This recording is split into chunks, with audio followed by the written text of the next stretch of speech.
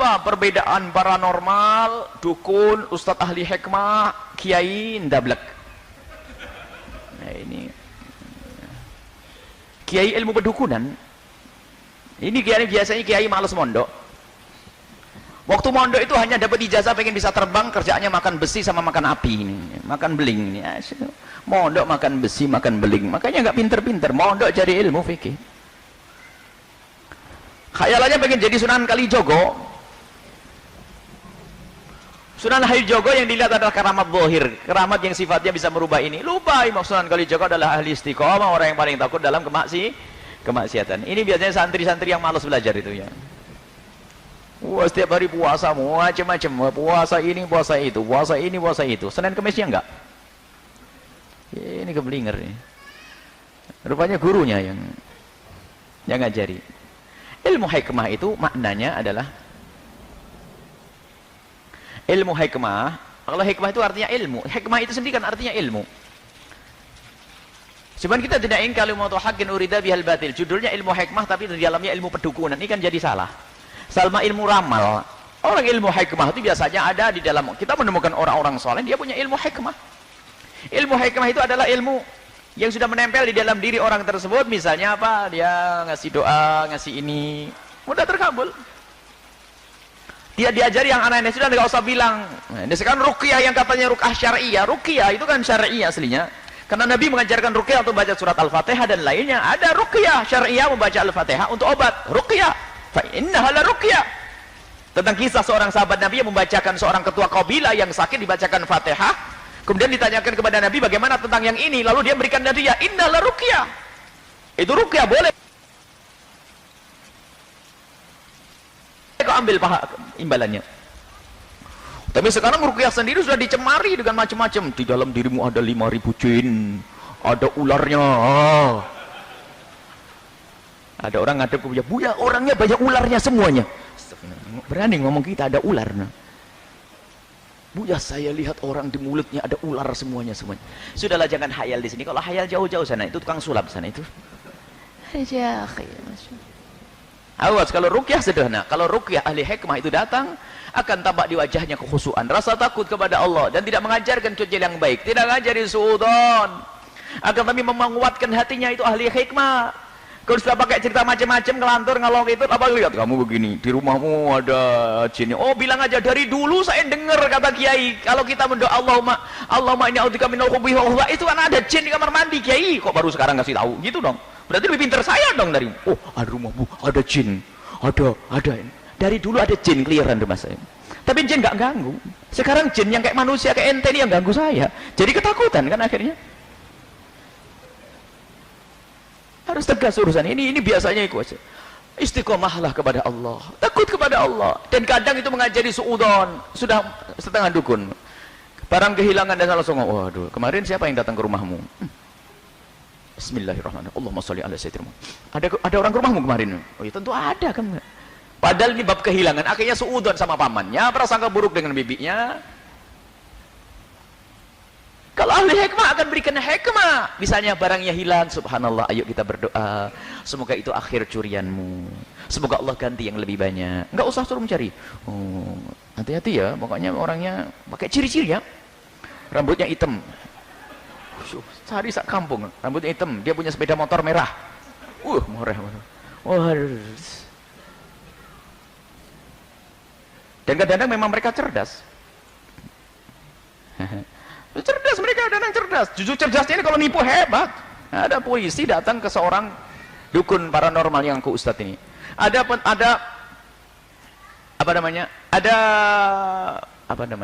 narapidana, ada masih di brokol begini kok lari. Nasihat dia. Polisi belum jauh nih, masih di sini, sekitar sini. Betul digubek setelah itu ya ketemu ya jelas loh pakai brogol kalau kelihatan naik mobil kan ketahuan apalagi pada situ nih. Ini cerdas saja karena pakai brogol tidak jauh masih besar sini. Oh ya pintar, hati-hati semakin cerdas ilmu pedukunan apalagi pakai label ustadz hati-hati. Ilmu hikmah adalah memberikan ijazah yang baik, doa-doa yang baik. Sampai kami sering jimat sendiri bukan sesuatu yang haram. Karena Sayyidina Abdullah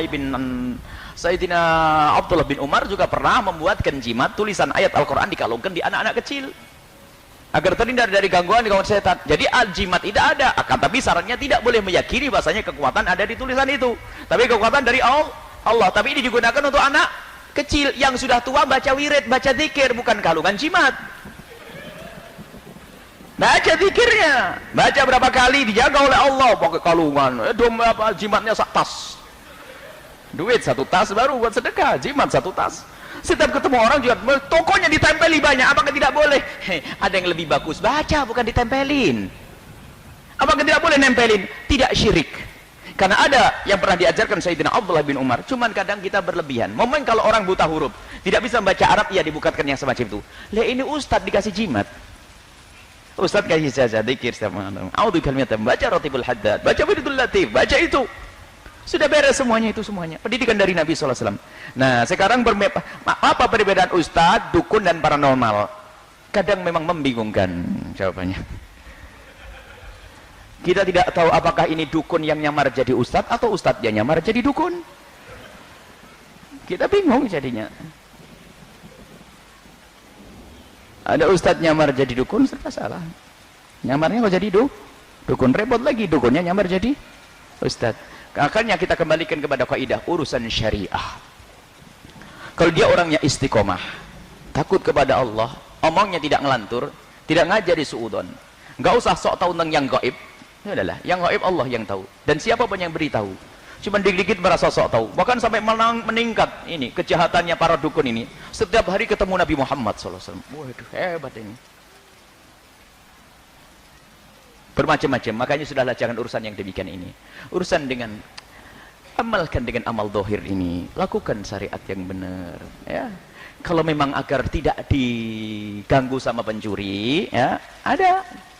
Agar tidak diganggu oleh pencuri, agar rumahmu aman, dibuat kunci. Kemudian tahajud. Kalau sering tahajudan, yang pencuri nggak mau datang. Masjidnya sampai jamnya dicuri. Oh, gimana tidak dicuri? Oh, nggak ada yang jamaah di situ. Masjidnya sekarang ada pencuri. Kada semua. Buya, masya Allah sekarang pencuri sudah luar biasa. Kenapa? Jam di masjid dicuri. Saya ketawa. Ini yang salah bukan pencurinya ini. Kok sampai masjid bisa dicuri? Ini kan berlebihan nih. Jamaahnya pada di mana? Baik, ayo kita semuanya benah diri. Jadi memang ada ahli hikmah itu orang yang diberi oleh Allah subhanallah hikmah di dalam lidahnya. Kalimatnya kalimat hikmah. Kadang-kadang nasihat itu didengar dari orang lain tidak akan berpengaruh. Cuman kalau kalimat diucapkan oleh beliau, Allah. Dan kadang bukan seorang alim, akan tapi ciri yang tidak bisa dibantah adalah dia jauh dari kemaksiatan. Kalaupun bermaksiat mudah bertobat. Mustahil wali bermaksiat, harat, bohong itu pasti dusta. Kalau ada wali ngomongnya aneh bikin umat itu geger, enggak. Wali enggak akan begitu. Biar wali buat tentrem. Wali tidak bikin masalah. Kalau ada wali yang punya ungkapan bikin orang berperang, itu bukan wali. Wali itu kalimatnya akan menjadikan orang tentrem, bersatu, saling mencintai, itu wali. Padahal ngomongnya cuma ngomong begitu saja, tapi ternyata didengar oleh umat. Sehingga di dalam guru mencari guru, dalam guru tarbiyah, termasuk dalam membenah diri, termasuk pengobatan dan sebagainya, ketahuilah yang diperlukan adalah orang itu harus berpegang dengan syariat. Mungkin tidak harus derajat alim seperti fulan, akan lebih ternyata dia orang yang paling takut kepada Allah, takut keharaman, takut maksiat, maka itu adalah ciri dia adalah ustadz, bukan dukun. Memang istilah orang pinter itu waktu pertama kali, istilah orang pinter kita pertama kali pulang dari Yaman itu di sini Buya, gimana kalau kita lagi punya masalah datang ke orang pinter? Saya pikir orang pinter kan ustadz ya, oh bila datang orang pinter ya boleh. Rupanya istilah di sini orang pinter itu beda. Dukun, paranormal. Baik, itu saja. Kami tidak akan memberikan, ini semuanya harus berhati-hati. Gurumu adalah yang mendekatkan dirimu kepada Allah. Mungkin dia adalah seorang guru di kampung tidak masyhur. Hati-hati berguru dengan orang masyhur.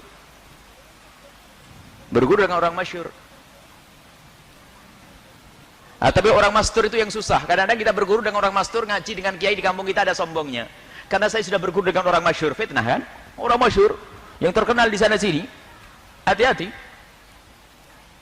Dan mungkin orang masyhur itu adalah benar-benar karena Allah dan dia orang baik, akan tapi karena sombongnya dengan orang masyhur menjadikan kita sombong, sehingga meremehkan kiai kampung yang mengajari asyhadu Allah kita, yang mengajari syahadat kita, mengajari sholat kita, yang di saat ibu kita sakit dia yang repot. Awas, sombong dengan orang kampung kita. Sudahlah, biarpun orang kampung kerjanya di sawah, tapi kiai itu kalau soleh, tulus, itulah kekasih Allah yang tersembunyi di balik masyarakat kita.